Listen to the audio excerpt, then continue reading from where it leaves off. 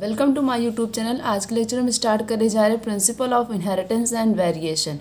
तो ये क्लास 12 का चैप्टर नंबर 5 है। इस चैप्टर को हम स्टार्ट करने जा रहे हैं। तो सबसे पहले हम बात करते हैं मेंडल लॉ ऑफ इनहेरिटेंस। मतलब मेंडल ने जो लॉ ऑफ इनहेरिटेंस दिया था उसके बेसिस पे उन्होंने क्या क्या बताया था। मेंडल ने अपना एक्सपेरिमेंट जो है गार्डन पी के ऊपर किया था। किसके ऊपर किया था? उन्होंने गार्डन पी का यूज़ किया था, उसके ऊपर एक्सपेरिमेंट किया था।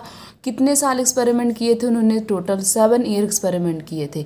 ईयर पूछा जाता नीट के पेपर में, तो ईयर क्या है? 1856 से लेकर 1863 तक उन्होंने एक्सपेरिमेंट किया था। Before proposing the law of inheritance, मतलब लॉ ऑफ इनहेरिटेंस के बारे में बताने से पहले मेंडल ने गार्डन पी के ऊपर पूरा 7 साल एक्सपेरिमेंट किया था। उसके बाद पूरा डिटेल में लॉ ऑफ इनहेरिटेंस के बारे में बताया कि लॉ ऑफ इनहेरिटेंस क्यों होता है, क्यों, मतलब उन्होंने जो है उसके बारे में पूरा डिटेल बता दी थी क्या होता है, किस तरीके से कैरेक्टर का ट्रांसमिशन होता है पेरेंट से प्रोजेनी तक। अब क्वेश्चन ये बन सकता है कि बहुत सारे प्लांट होते हैं बट मेंडल ने जो है गार्डन पी के ऊपर एक्सपेरिमेंट क्यों किया? क्योंकि वो जहाँ पे मतलब वो बहुत ज़्यादा नेचर से लव करते थे, तो उन्होंने पूरा एक गार्डन बना के रखा था। उनके गार्डन में पी की बहुत सारी वैरायटीज़ थी। उन्होंने देखा पी की इतनी सारी वैरायटी होती है, तो उन्होंने सोचा कि पी की इतनी सारी वैरायटी होती कैसे है और कैसे इनके कैरेक्टर का ट्रांसमिशन हो रहा है, जो इतनी सारी वैरायटी ऑफ फ्लावर का मतलब दिखाई देते हैं। तो इसी वजह से उन्होंने पी प्लांट को ही चूज़ किया था अपना एक्सपेरिमेंट करने के लिए। दो इसमें देखो यहाँ पे 2 रीज़न दिए गए कि मेंडल ने पी प्लांट को क्यों चूज़ किया था। मेनी वैरायटीज़ वर अवेलेबल। बहुत पहली बात तो उन्होंने देखा, ऑब्जर्व किया कि बहुत सारी वैरायटीज़ ऑफ जो है पी प्लांट की बहुत सारी वैरायटी होती है, जिससे जो है अलग अलग वैरायटी ऑफ कैरेक्टर अपीयर होंगे और उनके लिए बहुत आसान होगा पढ़ना स्टडी करना। उसके बाद pea are generally self pollinated and can be easily cross pollinated when self pollinated are prevented. मतलब पी के अंदर बहुत आसानी से सेल्फ पॉलिनेशन हो सकता है। अगर हमें सेल्फ पॉलिनेशन नहीं कराना हो, मतलब क्रॉस पॉलिनेशन कराना हो, सेल्फ पॉलिनेशन से बचाना हो पी प्लांट को, तो हम इजीली उसमें क्रॉस पॉलिनेशन भी करा सकते हैं।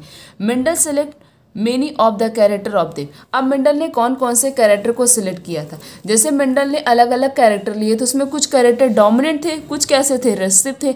अब डोमिनेंट क्या होता है? डोमिनेंट का मतलब होता है जो अपने कैरेक्टर को एक्सप्रेस करता है, और रेसिसिव का मतलब होता है जो अपने कैरेक्टर को एक्सप्रेस नहीं करता है। अब जैसे कैपिटल आर स्मॉल आर लिखा है या कैपिटल टी स्मॉल टी लिखा है, तो इसमें जो कैपिटल टी है वो क्या करेगा? जैसे घर में जो बड़ा होता है उसी की बात मानी जाती है, उसी की सारी बात को सुनी जाता है, तो वो क्या है? डोमिनेंट हो गया।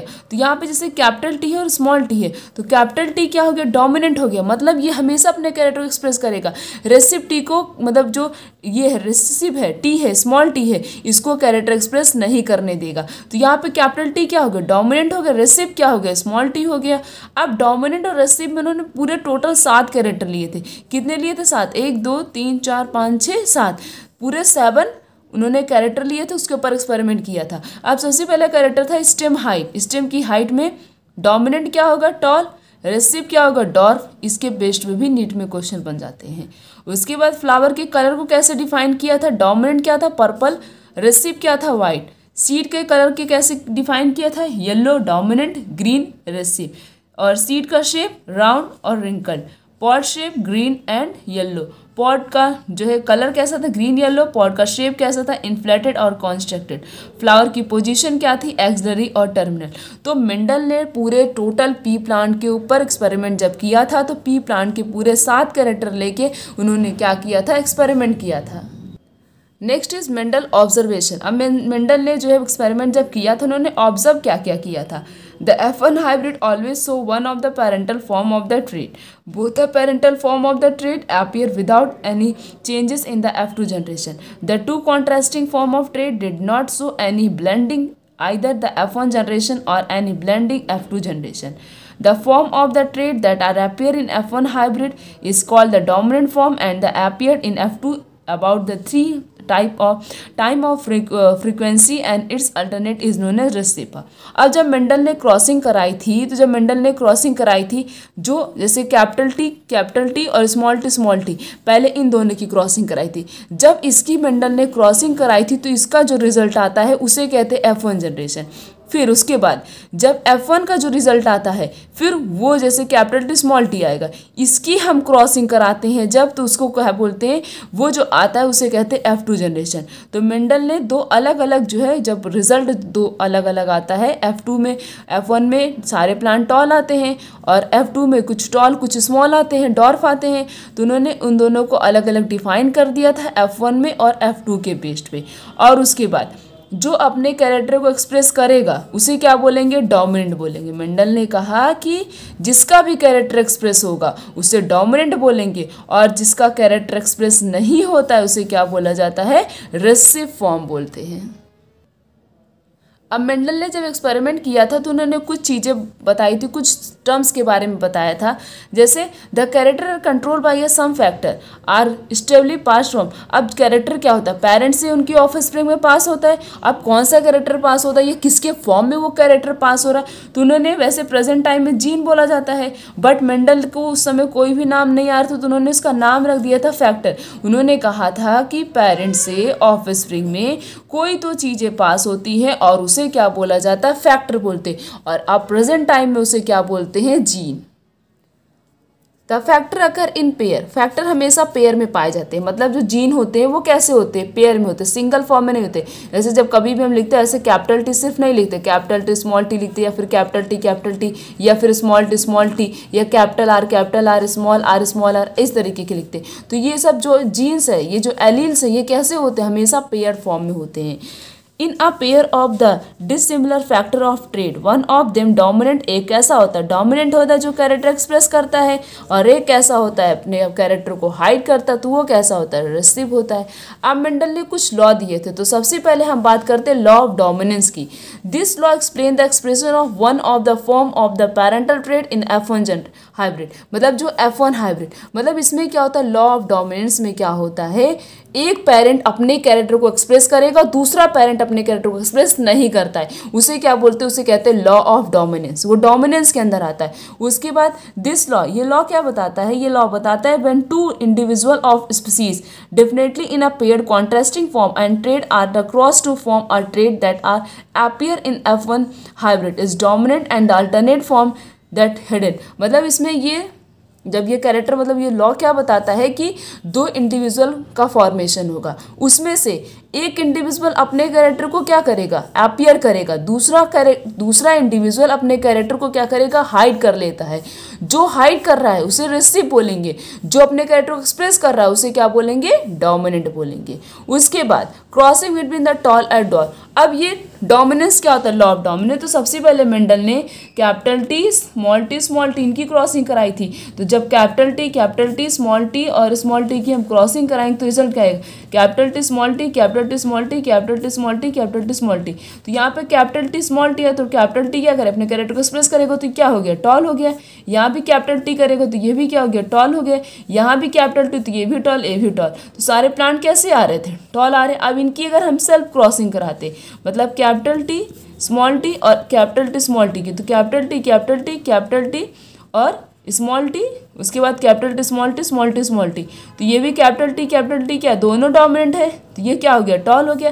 कैपिटल टी डोमिनेंट और स्मॉल टी रेसिव, कैरेक्टर कौन एक्सप्रेस करेगा, डोमिनेंट करेगा, तो ये भी क्या हो गया, टॉल, ये भी टॉल, और ये क्या हो गया, स्मॉल टी ये तो रेसिव। रेशियो क्या आता है, लॉ ऑफ डोमिनेंस में जो मेंडल ने क्रॉसिंग कराई थी तो रेशियो क्या आता है, 3:1। 3 प्लांट कैसे आते हैं, टॉल आते हैं, और एक प्लांट क्या होता है, डॉर्फ आता है। नेक्स्ट लॉ मेंडल ने दिया था, एक तो लॉ हो गया लॉ ऑफ डोमिनेंस, दूसरा लॉ था उनका लॉ ऑफ सेग्रीगेशन। सेग्रीगेशन का मतलब, जहां भी सेग्रीगेशन टर्म लिखा हो, सेग्रीगेशन का मतलब होता है किसी भी चीज को सेग्रीगेट करना, अलग करना। This principle state that the member of the allylic pair that remain together in the parent segregate separate during the gamete formation and are one of the factor enter into the gametes। मतलब जब gametes का formation होता है, मतलब जब जो है fusion होता है मेल और फीमेल के बीच में, उसी समय कैरेक्टर क्या होते हैं, सेग्रीगेट होते हैं। जो गैमेट्स होता है उसमें आधे कैरेक्टर किससे आते हैं, मदर से आते हैं, 50% कैरेक्टर किससे आते हैं, फादर से आते हैं। तो ये कैरेक्टर का जो ट्रांसमिशन हो रहा है, जो कैरेक्टर सेपरेट हो रहे हैं, अलग हो रहे हैं, गैमेट्स में आ रहे हैं, पेरेंट्स से अलग अलग गैमेट्स, मतलब मेल से और फीमेल से, वो किस समय आते हैं, मतलब सेग्रीगेशन के समय, जब कैरेक्टर फॉर्मेशन होता है गैमेट्स का, उस समय। A homozygous individual produce a only one type. अब इंडिविजुअल मतलब कैसे होते हैं, एक होमोजाइगस होता है, कैसा होता है हेट्रोजाइगस। होमो जहाँ भी टर्म होमो लिखा तो उसका मतलब क्या होता है सेम, जाइगस का मतलब जाइग, जब सेम टाइप ऑफ जाइगोट्स होंगे तो उन्हें क्या बोलेंगे होमोजाइगस। डिफरेंट होगा तो उसे क्या बोलेंगे हेट्रो। जैसे कैपिटल टी लिखा तो ये क्या हो गया होमो, स्मॉल टी ये क्या हो गया होमो, कैपिटल टी स्मॉल टी या फिर कैपिटल आर स्मॉल आर लिखा तो ये दोनों क्या हो गया हेट्रो हो गया। तो अलग अलग इंडिविजुअल प्रोड्यूस होते, कुछ होमो होते तो कुछ कैसे होते हेट्रो होते। उसके बाद मेंडल का तीसरा लॉ था law of independent assortment. This law state that in the inheritance of two pair of contrasting character the factor of each pair of character segregate independently of the factor of other pair of character. इसमें क्या होता है law of independent assortment में Mendel ने two pair of contrasting character लिए थे। मतलब अगर एक पेयर था राउंड येलो का, दूसरा पेयर क्या था रिंकल्ड ग्रीन का, इन्होंने इन दोनों पेयर को लेकर क्या कराई थी क्रॉसिंग कराई थी। किसने कराई थी मेंडल ने कराई थी। तो यहाँ पे देखो लिखा है ये लॉ क्या बताता है, ये लॉ बताता है कि इसमें कैरेक्टर इनहेरिट हुए थे, ट्रांसफर हुए थे, दो पेयर ऑफ कॉन्ट्रास्टिंग कैरेक्टर को लेके मेंडल ने क्या कराई थी क्रॉसिंग कराई थी।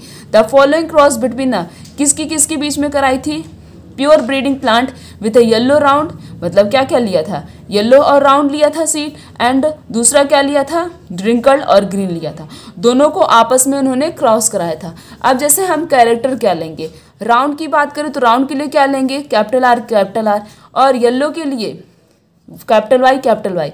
राउंड के लिए हमने आर लिया है कैपिटल, ये क्या हो गया डोमिनेंट है, इसका रेसिव क्या है रिंकल्ड है, तो रिंकल्ड के रेसिव फॉर्म हम क्या लेंगे कैपिटल आर का, स्मॉल आर लेंगे। येलो क्या है ये डोमिनेंट है तो वाई लेंगे कैपिटल, और उसके बाद ग्रीन के लिए क्या लेंगे इसी का जस्ट अपोजिट, मतलब इसका रेसिव फॉर्म लेंगे तो क्या लेंगे स्मॉल वाई। अब दोनों की जब आपस में क्रॉसिंग कराएंगे तो ये क्या आता है रेशियो आता है। अब जो ये रिजल्ट आया है F1 जनरेशन का, आप क्या करेंगे इसकी आपस में क्रॉसिंग कराएंगे, फिर हम F2 जनरेशन निकालेंगे।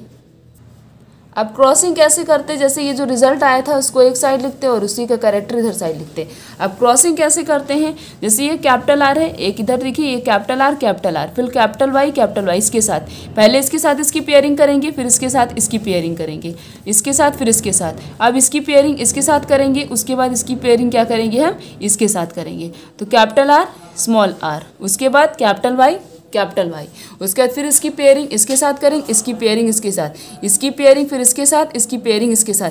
इसी तरीके से पूरे क्रॉस को हम क्या करेंगे कंप्लीट कर लेंगे। अब हम ऐसे भी लिख सकते हैं, पहले ये लिखिए फिर ये लिखिए, फिर आइडेंटिफाई करने में बहुत कन्फ्यूजन होगी। तो सबसे बेस्ट होता है पहले ये कैरेक्टर लिख लो फिर ये कैरेक्टर, उसके बाद फिर इसको, मतलब इसकी पेयरिंग इसके साथ करानी, इसकी इसके साथ, फिर इसी को लेकर इसके साथ कराना, इसको लेकर इस तरीके से हम पूरे क्रॉस को क्या करेंगे कंप्लीट कर लेंगे। अब ये रिजल्ट आया है तो हमें देखना है कि फिनोटिपिक रेशियो क्या है। फिनोटिपिक रेशियो क्या होता है, फिनो का मतलब क्या होता है फिजिकल, ऐसे कैरेक्टर जो दिखाई देते हैं, पता चलता हाँ प्लांट में कितने प्लांट राउंड है तो कितने प्लांट ग्रीन है, कितने प्लांट येलो है, कितने प्लांट रिंकल्ड है, वो कैरेक्टर क्या हो रहा है एक्सप्रेस हो रहा है, हमें दिखाई दे रहा, तो वो क्या हो गया फिनोटिपिक कैरेक्टर हो गया।